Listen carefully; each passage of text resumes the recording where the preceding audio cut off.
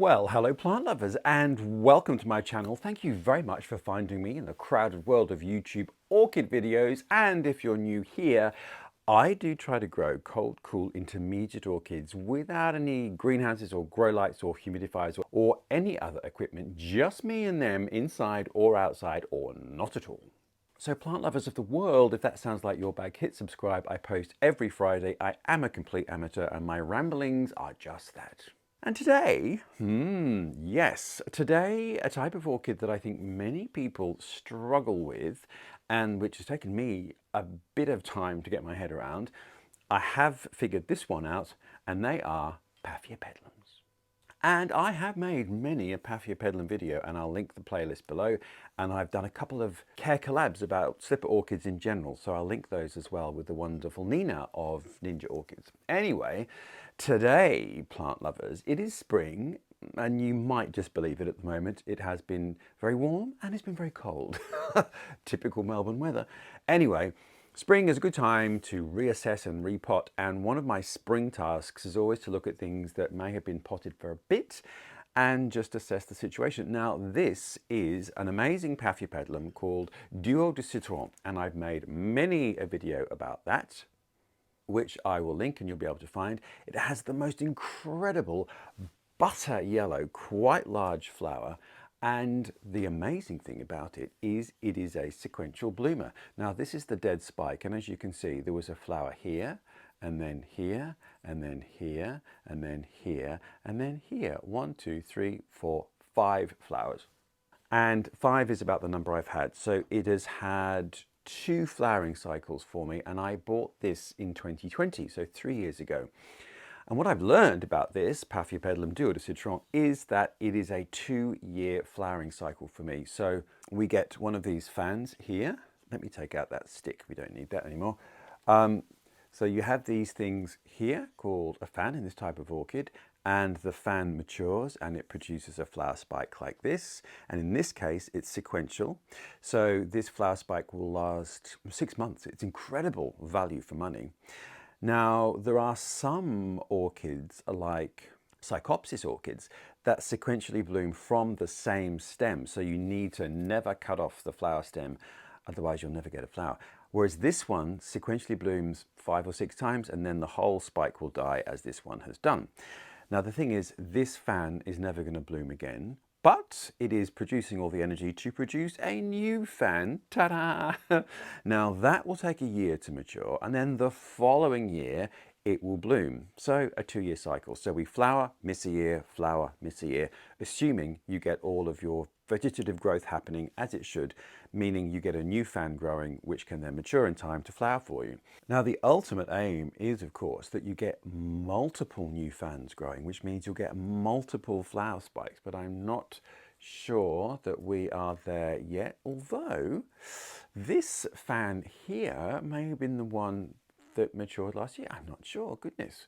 Well, plant lovers, this fan here has the old stump of the flower spike. So I know that one has bloomed, but this one hasn't. Goodness me. Well, there we are. Anyway, I bought this 3 years ago, early days of my orchid growing career when I really knew nothing. I'm not sure what it's been potted in. I mean, it's done reasonably well. It's produced new leaves and it's flowered for me twice, so things aren't that desperate. But I have a feeling it's not potted brilliantly well, and anyway, it's now into the 3rd year, and I feel that I need to repot it with a mix that's suitable for these sorts of orchids, and generally, it's ripe for a refresh. All right, first thing though I'm going to do is remove this spent flower spike, and I'm just going to take it off just above this little leaf axil here. Ta-da! There we go. And there we can see our successive blooming points. Very interesting orchid. Anyway, I've done care videos about this, so I won't go into it too much detail, but it's a hybrid between ultimately 2 species, and one of the species is sequential and the other species is that butter yellow. So that's where those 2 characteristics come from.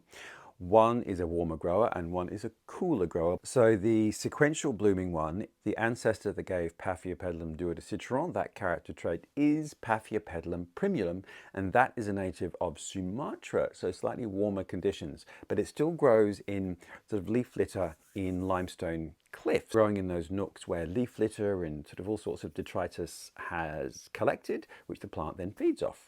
The other ancestor of this is Paphiopedilum armeniacum. Now that is the cooler grower from southern Yunnan province in China, which is an amazing botanical hotspot. And again, similar physical conditions. So it grows in the nooks of limestone cliffs.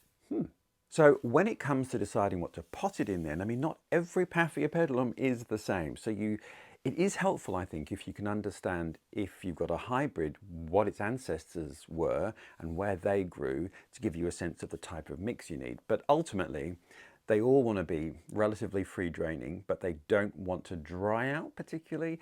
And when we unearth the roots of this, it's not an orchid that really can tolerate drying out that much, because as you can see, there are no pseudobulbs, so it doesn't have much capacity to store water, unlike other orchids. So I will flip the camera around and we'll begin repotting. I'm going to use the same pot because I'm pretty sure the roots won't be too big for this. And I love this pot. This came from a neighbor who was in his 90s and was moving out. And I thought there was a stamp on it, but I think this is a pot from the mid-century that was made in Melbourne, back in the day when Melbourne used to have many potteries which produced domestic things like plant pots as well as other things. Anyway, so I'm just going to clean up the pot but reuse it. But before we do that, you might notice this little friend here, very lovely Paphiopedilum, and this one is called Transdol, which is very of the time. We love trans Paphiopedilums, and this one is also a sequential bloomer. Now, because this was just so fantastic and gives me such bang for buck for 6 months, even though it only blooms every second year, I have been on the search for another sequential bloomer. Not easy to find in Australia, but this grower, and his name is Atian, and there is his label, and he is a Facebook seller here in Australia, but for the first time he came down to an orchid show in Melbourne and bought some orchids, and I was very fortunate to buy this one. I will tell you though, just because I should, it did cost $135. Now, you get what you pay for, I don't know. Anyway, that is a hell of a lot of money for an orchid, but these things take a long time to mature. This is almost flowering size. And as with most things, it takes a lot of time to propagate, to grow, and to grow to maturity an orchid. So it's very easy to buy a seedling, but that seedling might not make it into maturity, it might not bloom, whereas buying a flowering size plant has meant that the grower has had to take a lot of time and care to get it to that point. Ergo, they are more expensive, depending on the orchid type. I mean, some things are much easier to bring to maturity than others, but Paphiopedilums generally in Australia are not inexpensive. So you've got to commit and then really make sure that you don't kill them. And so far I haven't killed an adult, oh that sounds awful, I haven't killed an adult Paphiopedilum. Anyway, so let's put aside Transdol and I will flip around the camera and we will unearth duodecitron and then I'll show you the mix that I'm going to use. Let's go. All right, plant lovers, so here is our mix. Obviously we've got our plant and I'm using the same pot. Now the mix that I'm using is my own sort of mega blend. So it's a mix of medium and large bark. It's a mix of perlite. It's a mix of sphagnum moss. And there is a tiny bit, I'd say about 1/10 of out of the bag orchid mix, which is just a little bit grittier. So that hopefully will give us a nice free draining but moisture retaining mix for this orchid, which in its native environment will live in the nook in a rock where things like leaf litter and other little bits of organic material have built up. Now the other thing that I have got here is obviously slow release fertilizer, and I use 6-month release. This is a general all-purpose flowering plant fertilizer. I've made a video about the fertilizers I use. You can go down rabbit holes with fertilizers completely. I don't, I keep it simple. Thing is though, you can get some that are a 12-month release and you really don't want to be releasing fertilizer into your mix in the winter months when the plant isn't growing. So 6 months is good. However, Paphiopedilums do essentially grow all year, so make of that what you will. The other thing I use is mycorrhizal fungi. So mycorrhiza is found in all soil, and it develops a symbiotic relationship between the orchid's roots and the soil mineral and water content. So the mycorrhizal fungi help the plant extract water and nutrition from the soil. And orchids particularly have quite a complex relationship with mycorrhizal. Anyway, you can't hurt the plant by adding more. You can only assist it. And then the last thing is this odd little powder. This is a little bit of garden lime. Now, these Paphiopedilum ancestors live in sort of limestone cliffs. So a little bit of lime in, well, sort of any lithophytic orchid really can really help. Just a little bit. Again, it's not really going to hurt tremendously, so don't fear. But I always put a little bit of lime in an orchid that is generally considered lithophytic, i.e. it's living on or in nooks in rocks. Okay, now let's unearth Duo de Citron. I'm interested to see what I did with this 3 years ago. So let's just look. We've got all of these parts of the plant, and when I take it out we might see it. Oh, I can see another growth in there. All right, let's get this out, see what's going on. There we are. Well, I think what I used, in fact I know what I used in this plant, is out of the bag orchid mix, which is not a terrible thing. Now I'm going to go and just wash this pot. But let's look at the plants. Now, we've got some old roots and we've got some new roots. So the older ones are just coming off, which is fine. These are all fine. That one looks like a dead root. Let's remove that, and they're just coming off, which is great. What's this? That's a new one. That's an old dead one. I might just trim that one off as well. There we are. Take off that little bit of leaf. And this is an old root in there too. There we are. Okay. So we've thinned out our roots. These are all the active ones. And let's just look at the crown a little bit more. So you can see no pseudobulb, so no place to store water. So I think what you can see in there is the nib of a new growth. And then here is a fan that has really quite matured quite a lot. So this is the one that will hopefully flower next year. And then this is the one that's going to take another year to mature and then bloom the year after. So interesting, we've got quite a lot going on. So there's the plant. And so you see the roots aren't that bulky, which means I'm not going to need a bigger pot. So we're going to get rid of this and we're going to use our fresh material. I'm going to clean the pot and I'll come back. Okay, here's our nice new clean pot. So let us just fill up the base with some of the mix and making sure that there is plenty of sphagnum down there.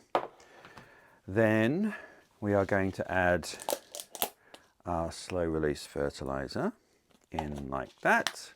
And then our mycorrhizal fungi, 1, 2, a few little sprays of that.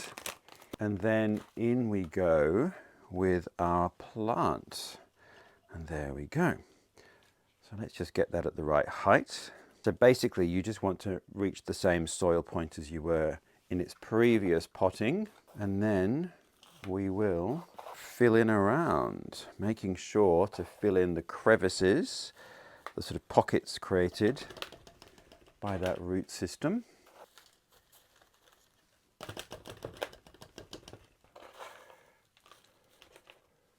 Okay, and now just a little bit of our lime on the surface, which can work its way down. So not a huge amount.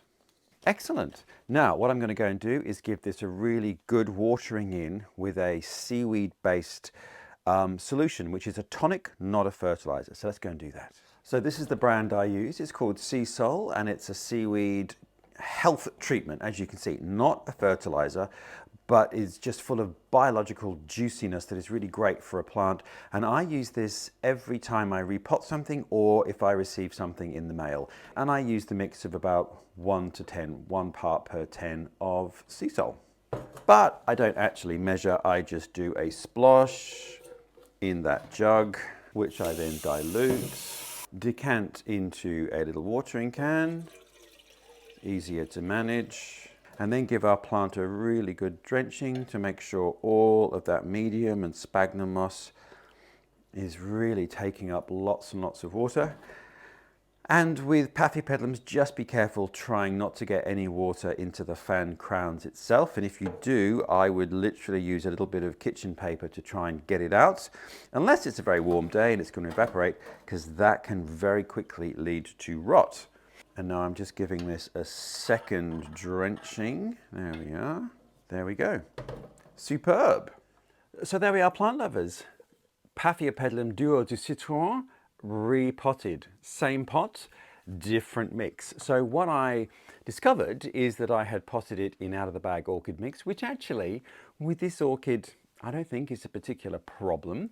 That's generally sort of medium bark but a bit grittier, which suits this reasonably well, and it's certainly flowered for me and thrived. So that in itself wasn't a problem, but it had broken down. And towards the bottom of the pot, it was really, really quite broken down and fine grit. So it's a good time to have repotted this. And the other thing I guess we saw is that they don't have very vigorous root systems, but they're quite thick and quite furry root systems. And the roots from each fan, so each fan sort of creates a new root system, and they're not that big. So don't be alarmed if you repot a multi-fanned plant, as I did, and some of those roots have died. They're the old ones. Don't worry, trim them off. As long as you've got viable roots that are drawing up moisture and nutrients, you're fine. And this one certainly did. So not a plant that has a tangled mass of roots. Don't be alarmed if some of them are dead. Anyway, what I'm keen to really see is this fan here has just started to really put on a massive growth spurt. We have a little nub of a new one growing in there. Just wondering what this means for me in terms of the timing. Anyway, an orchid not to let to dry out, but not to overwater, because they are prone to root rot, which I have discovered, unfortunately. So you've got to figure that out for your own climate in terms of what you've potted it in, i.e. terracotta, which evaporates faster, or plastic, which retains moisture faster, and whether you're in a warmer or a cooler climate, etc., etc., and the medium that you're growing it in. You've got to figure out your own way about how to water your Paphiopedilum. But in a nutshell, don't let it dry out for too long. Don't overwater it. And I am now inspired to repot Transdol because I dislike this faded old black pot immensely, and the plant is about 2/3 of the way down. So I'm going to put this in an attractive, to my eye, terracotta pot. Well, there we are, plant lovers. I hope you've enjoyed this Paphiopedilum repot. I hope Duo de Citron thrives in its new home, as it's a real favourite of mine and one of the first orchids I bought. And also, it was a division and not inexpensive as well. So I do want to give it its best life. But if you want to see what my amateur ramblings will be next week, do hit subscribe. I post every week on a Friday, and I look forward very much to seeing you then. So wherever you are in the world, take care. I hope your orchids are being nice and blooming for you, and I'll see you next week.